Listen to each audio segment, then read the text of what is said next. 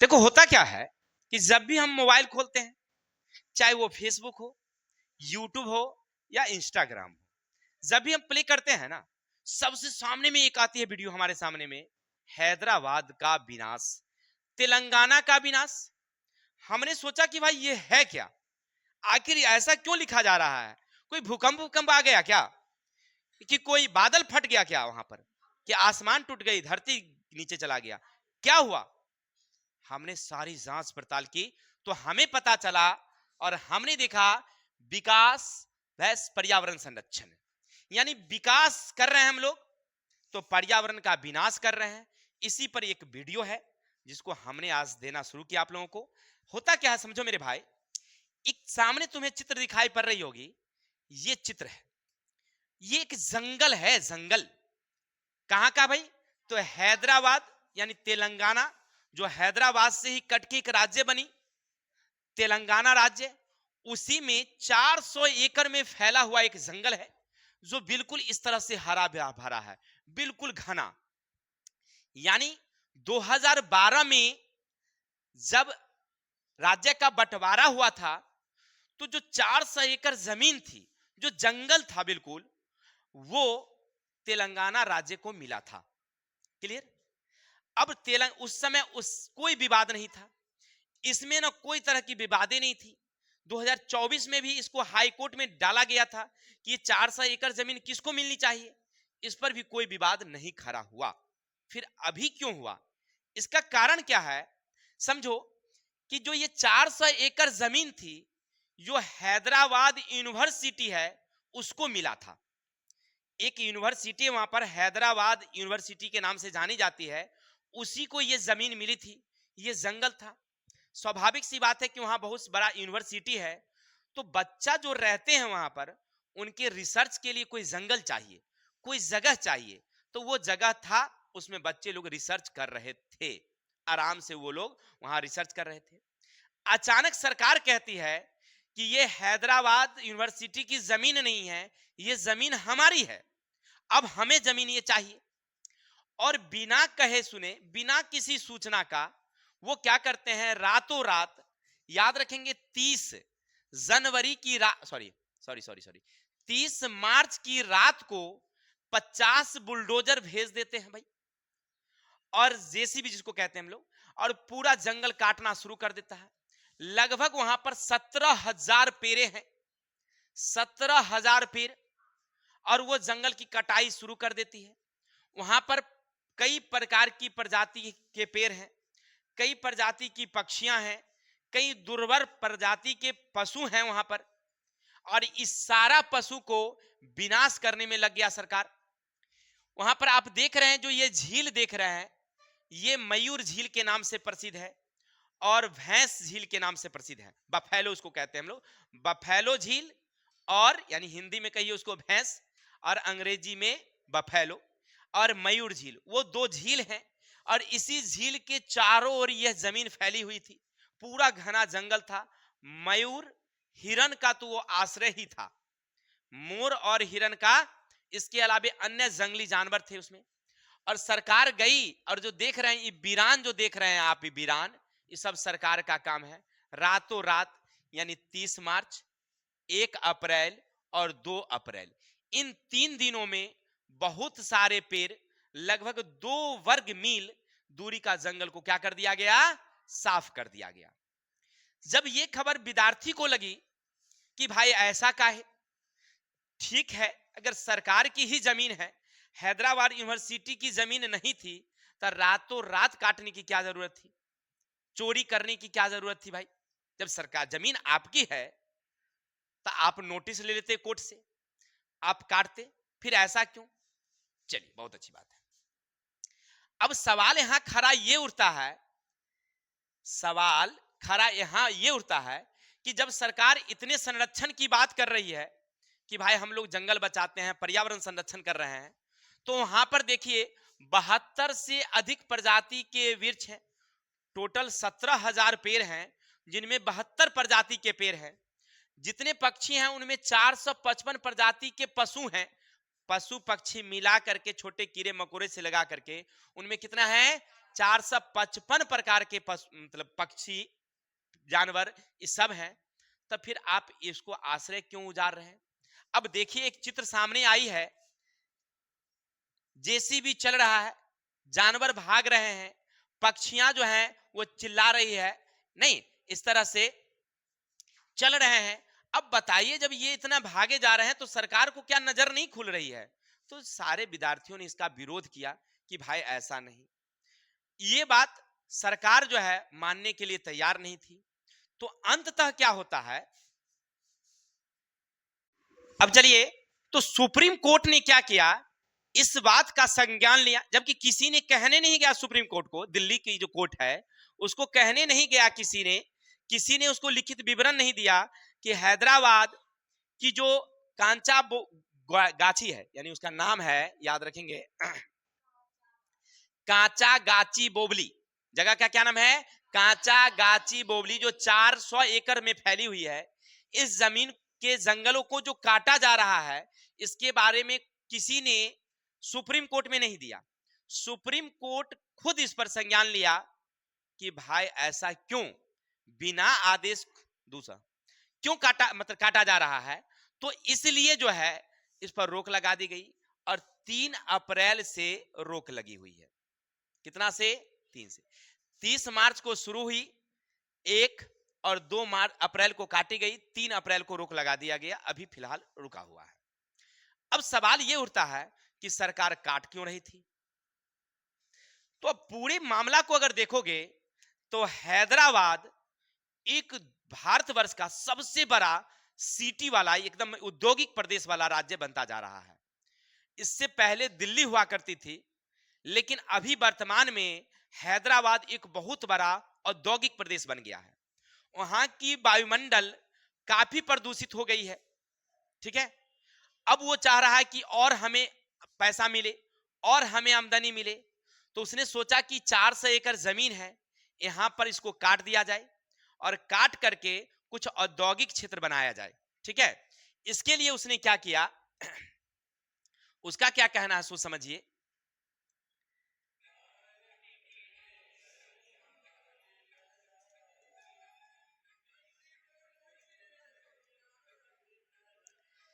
सरकार कहते हैं कि हम इस पर क्या बनाएंगे, आईटी पार्क बनाएंगे, यही वाली पार्क बनाएंगे, ऐसा वाला। अभी आईटी पार्क क्या है, सरकार कह रही थी कि हमारा जमीन है, हम इसमें आईटी पार्क बनाएंगे, इससे हमको क्या फायदा होगा, तो हमें 20 करोड़ सालाना, सॉरी 20,000 करोड़ सालाना का फायदा होगा इससे। साथ ही साथ 50,000 लोगों को नौकरी मिलेगी। जंगल से क्या मिल रहा है, कुछ नहीं, तो हमको कितना मिलेगा, 20,000 करोड़ का फायदा सालाना मिलेगा। और साथ ही साथ क्या मिलेगा, 50,000 लोगों को नौकरी मिलेगी ये आईटी पार्क बनाने से। क्लियर? तो अब आपकी जानकारी के लिए हम बता दें कि भाई आईटी पार्क क्या होता है, कि एक जोन होता है, एक क्षेत्र होता है, जहां पर बड़ी बड़ी जितनी भी सॉफ्टवेयर कंपनियां हैं, जैसे मान लीजिए एयरटेल है, रिलायंस है, या अन्य प्रकार की जो भी औद्योगिक कार्य करने वाली कंपनियां हैं, सबकी ऑफिस यहाँ होती है और यहाँ से ही सब कुछ देखरेख करती है। जैसे हमारी एक कंपनी है, तो पूरे देश में जो हमारा व्यवसाय चल रहा है, हम बैठे बैठे वहीं से नियंत्रित कर लेंगे, पूरा देख लेंगे कि हमारा कितना व्यवसाय आज के डेट में बिका है, कितना फायदा कितना हानि हुई है। तो ये सब काम करने के लिए आईटी पार्क बनी होती है, जो बड़े बड़े शहरों में बनी होती है। ऐसे हैदराबाद के पास अपनी भी आईटी पार्क है, जो आप फोटो देख रहे हैं, ये पहले से बना हुआ आईटी पार्क हैदराबाद का ही है, लेकिन एक नया जोन और बनाने की काम चल रही थी। अब विद्यार्थी क्या कह रहा है कि अगर आप जंगल काटेंगे, क्योंकि हैदराबाद का जो ये गाछी जो है, कांचा बोबली जो है, गाछी जो है, नाम भी अजब है, कांचा गोची बोबली, ये जो गाछी है यानी पेड़ पौधे हैं, वो हैदराबाद का फेफड़ा है। पूरा बॉडी है तो ये क्या है, फेफड़ा है। यानी यहाँ के वायुमंडल को शुद्ध करने में, वातावरण को, तापमान को कम करने में ये मदद करती है। अगर ये जंगल कट जाएगी तो ऑटोमेटिक तापमान 4 डिग्री बढ़ जाएगा। हैदराबाद का तापमान 4 डिग्री बढ़, जिसका प्रभाव हम लोगों पर पड़ेगा नहीं, इसलिए विद्यार्थी लोग मना कर रहे हैं। तो अब सरकार क्या कह रही है, अच्छा चलो तो वो नहीं होगा तो कौन होगा भाई रे, तो इक्को पार्क होगा। तो इक्को पार्क क्या है सो समझ लो। तो इको पार्क माने ऐसा वाला पार्क। अब सरकार को चुलचुली लागल है, पेड़ कटबे करेगा वो। अरे भाई, तो आमदनी जब होगा तो मरेगा तू ही ना रे। समझा करो थोड़ा सा कि पेड़ जब हमारी लंग्स हैं, फेफड़ा है, हवा को शुद्ध कर रही है, तो इको पार्क तुम बना दोगे, गिने चुने 4 पेड़ लगा दोगे, इससे क्या होगा? एक इससे कहना है कि भाई आमदनी होगी, इससे आमदनी होगी। ठीक है, विदेशी पर्यटन लोग आएंगे घूमने के लिए, यहाँ पर ये सब घूमने का जगह होगा, वहां पर लोग घूमेंगे। लेकिन हानि पर्यावरण को होगी तो मृत्यु किसकी होगी? पहला तो वो जितने जंगली जानवर हैं वो जाएंगे, फिर धीरे धीरे तापमान बढ़ेगा, कई तरह की बीमारियां होगी। नहीं, तो ये प्रभाव तो हम लोगों पर पड़ेंगे ही। ये हमारे विद्यार्थी का कहना है। अब वर्तमान अभी स्थिति ऐसा है कि दोनों वहां पर रोक लगाए हुए हैं और इस पर विवाद चल रहा है। अब इस संज्ञान को कौन ले लिया है? Supreme court. जब तक फैसला नहीं होता है तब तक रुका हुआ है। ठीक है, तो आप लोग देख रहे थे वीडियो, और वीडियो में आपने क्या समझा? ये समझ में आया होगा कि क्या है वो गाछी की कटाई का बवाल, और अभी इसी कारण बवाल हुआ जो कटने गया था तब, क्योंकि वहां पर कुछ वीडियो ऐसा वायरल हो गया जहां पर हिरन की चित्कार और मोर की चित्कार, रात में जो जंगल काटा गया और सारे जानवर जब भागने लगे चिल्ला चिल्ला करके, ठीक है, तो उस आवाज का जो वायरल हुआ वीडियो, इसी पर सारा लोगों की कान खड़ा हो गया कि ऐसा क्यों हो रहा है ना? जब पेड़ कटाई की बात हो रही है, पेड़ लगाने की बात हो रही है, तो फिर काटा क्यों जा रहा है? नहीं। चलिए, तो आज के लिए इतने ही। आपको समझ में आया होगा कि क्यों काटा जा रहा है, क्या बनने वाली थी, क्या बनने जा रहा है, और अभी क्या स्थिति है। तो आज के लिए इतने ही। कल मिलेंगे हम लोग नेक्स्ट वीडियो के साथ, तब तक के लिए जय हिंद। हाँ, ऐसे ही अपडेट नए वीडियो के लिए हमारे चैनल को सब्सक्राइब कर लीजिएगा। जैसे ही कोई नया वीडियो आता है हम आपको तुरंत देते हैं। एगो नया मधुमक्खियों वाला दिया है वीडियो, देख लेना।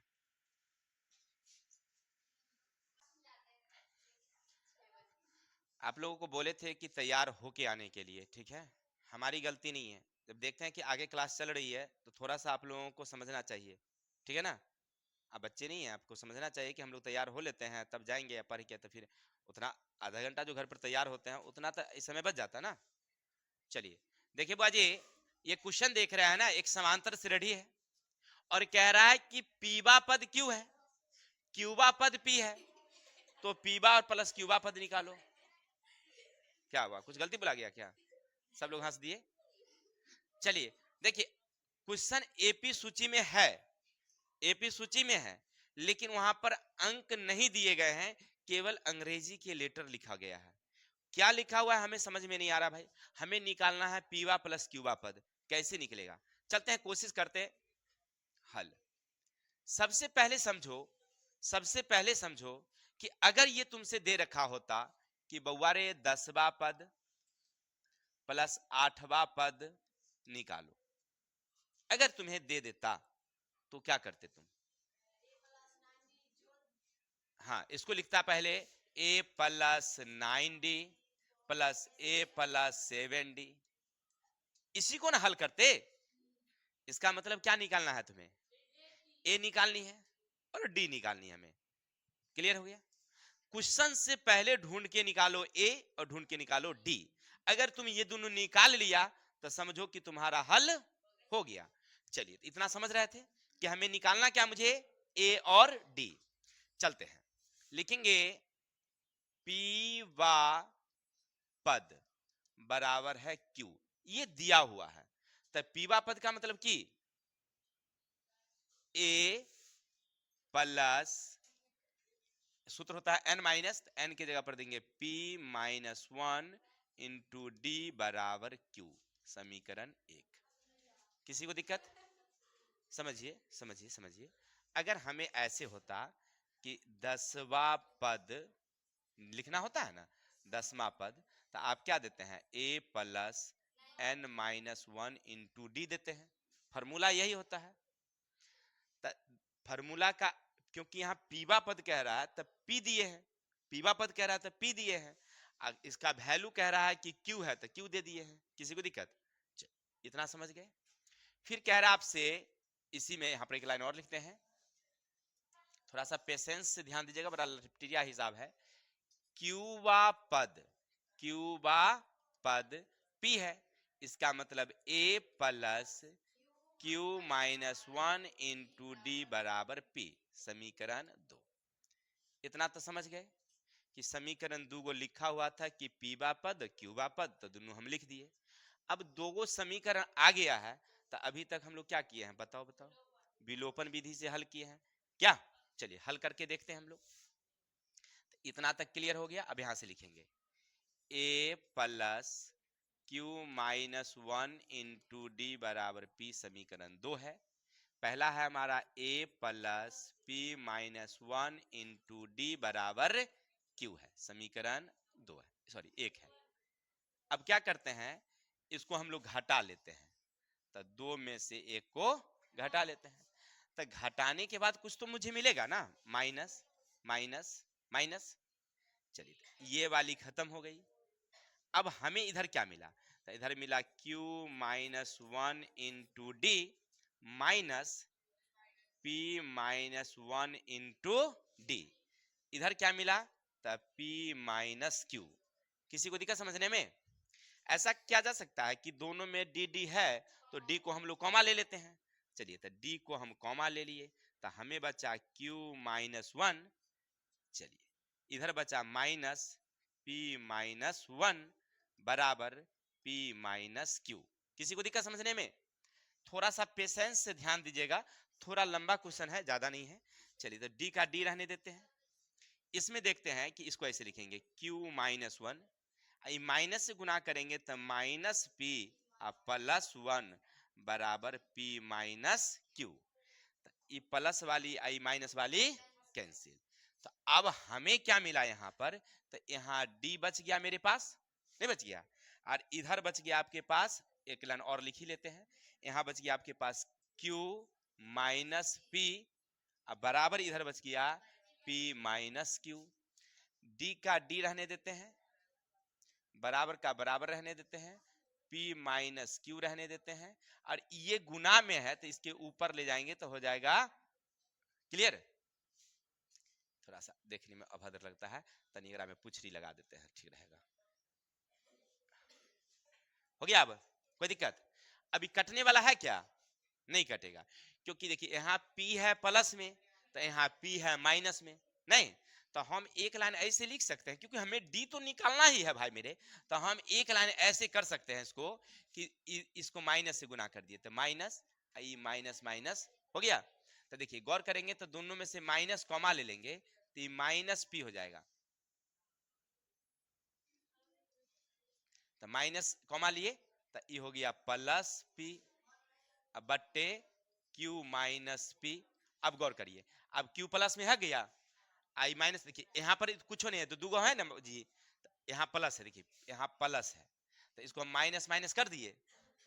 ई तो माइनस ऑलरेडी था, तो माइनस और माइनस क्या कर लिए हम लोग, कॉमा ले लिए, तो कॉमा ले लेंगे तो ई हो जाएगा माइनस में, ई हो जाएगा। चलिए यहाँ तक समझ गए। अब चलिए ई वाली को क्या कर दिए, तो डी क्या बचा हमें, माइनस 1। चलिए डी हमें अभी तक निकल गया है, क्योंकि हमें चाहिए था डी, तो हमने डी ले लिया। किसी को दिक्कत? अब चाहिए हमें ए, तो क्या करेंगे, समीकरण, चलिए बहुत अच्छा, समीकरण 1 में डी का मान रखने पर, चलो तो डी का मान रखो। तो अब समीकरण ए क्या है आपके पास, ए प्लस पी माइनस 1, और डी के जगह पर कितना, माइनस 1, ई डी के जगह पर अब बराबर कितना, क्यू। किसी को दिक्कत? ऐसा लिख सकते हैं ए का ए प्लस का प्लस, ये दोनों को गुना कर दें तो माइनस पी, ये दोनों को गुना कर दें तो प्लस 1 बराबर कितना, आगे बढ़े क्या, ए का ए रहने देते हैं, क्योंकि हमें ए तो चाहिए, तो क्यू वाली तो वहां है ही है पहले से, ई पी वाली को ऊपर ले गए तो हो गया प्लस में, और ए को ऊपर ले गए तो हो गया माइनस में। तो अब हमें ए भी निकल गया, तो ए भी निकल गया और डी भी निकल गया। चलिए बहुत अच्छी बात है। अब हमें निकालना क्या भाई रे, कि पीबा प्लस क्यूबा पद। तो देखिए इसका फॉर्मूला अभी तक आपने क्या देखा है कि ए एन बराबर A plus N minus 1 into D, clear? यानी कि अगर ये डायरेक्ट अगर समझिए इस तरह की संख्या होती, सातवां पद, छठा पद, 8वां पद कोई भी पद होता तो आप क्या लिखते, तो a प्लस 8 लिखते यहाँ पर। फिर आगे बढ़ते a plus 8 minus 1 into D, तो a का a देते, इसमें से घर जाता था 7d देते। तो हम डायरेक्ट इतना नहीं घुमा फिरा के लिखते हैं, 8वां पद पूछता है तो लिख देते हैं a प्लस 7d, लिखते हैं कि नहीं लिखते हैं। 10वां पद पूछता है तो a प्लस, तो हम ऐसे नहीं घुमाते हैं, सीधा सीधा चलते हैं शॉर्टकट में। क्लियर।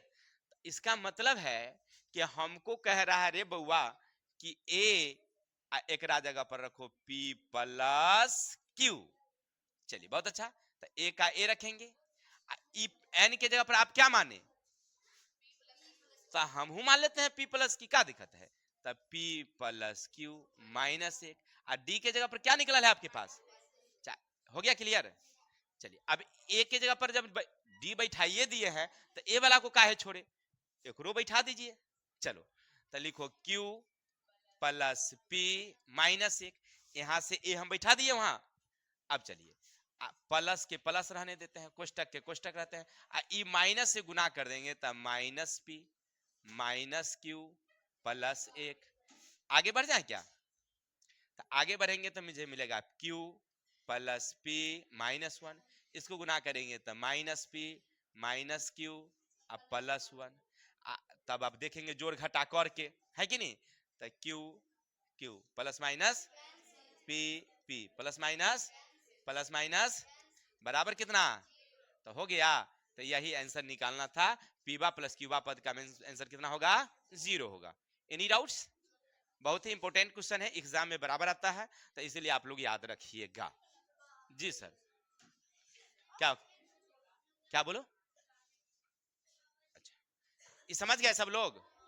चलिए स्क्रीनशॉट लीजिए, बड़ा ही इंपॉर्टेंट क्वेश्चन है, बहुत कम टीचर बता पाते हैं, ठीक है, और अगर बता भी देंगे तो बड़ा शॉर्टकट खींच देते हैं, ठीक है। तो थोड़ा सा ध्यान देकर के पेशेंस से उतारिए। चलते हैं, स्क्रीनशॉट लीजिए, आगे चलते हैं।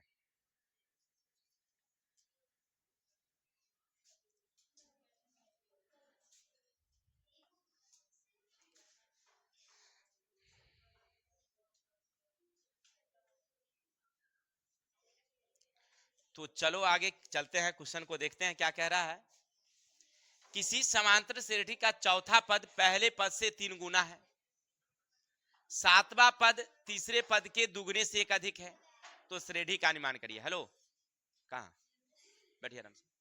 चलिए थोड़ा सा देखिए, आप लोग भी देखिए, काम आ जाएंगे। क्वेश्चन क्या कहा आपसे, जो क्वेश्चन कह रहा है ना, क्वेश्चन को पेशेंस से पढ़ो, यानी धैर्य से, तो कुछ ना कुछ तुम्हें जरूर समझ में आएगा। अब देखो क्वेश्चन क्या कह रहा है, एक समांतर श्रेणी है और निकालना क्या हमें, श्रेणी का निर्माण करनी है। तो क्या निर्माण करनी है भाई, समांतर श्रेणी का क्या फॉर्मूला, तो a comma a plus D comma a plus 2d। अभी देखे हैं ना, अर्थात क्वेश्चन से हमें क्या ढूंढना है, a ढूंढना है, d ढूंढना है, ये दो चीज निकालना है। अब इसको निकालने के लिए हमें क्वेश्चन पढ़ना पड़ रहा है, कह रहा समांतर श्रेणी का चौथा पद पहले पद का 3 गुना है, यही कह रहा है। चलो हल लिखते हैं, देखिए कैसे बनाते हैं हम लोग। चौथा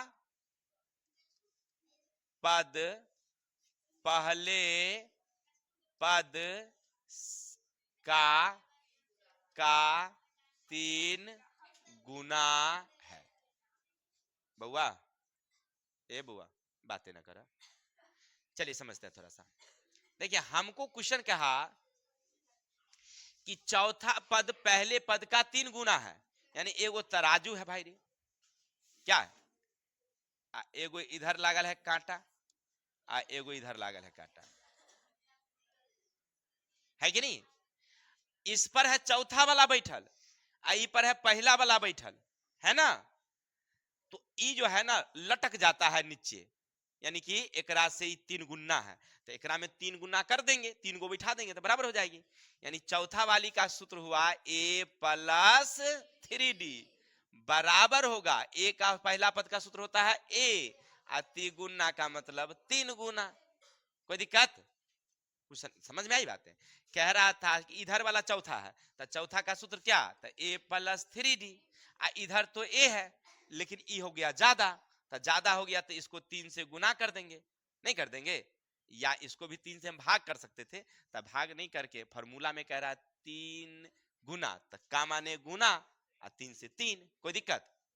अब इसको बना देंगे हम लोग समीकरण, तो a plus 3d minus 3a या कुछ ना बचा तो इसका मतलब हुआ -2a प्लस 3d बराबर 0 समीकरण हो गया। अब क्वेश्चन को पलट देते हैं, है ना, पर्सन से, यहां पुनः पर्सन से लिख देंगे। कह रहा देखो सातवां पद तीसरे पद के दुगने से एक अधिक है। बवारे इमे है सातवां और इमे है तीसरा पद। सातवां पद यहां कह रहा है सातवां पद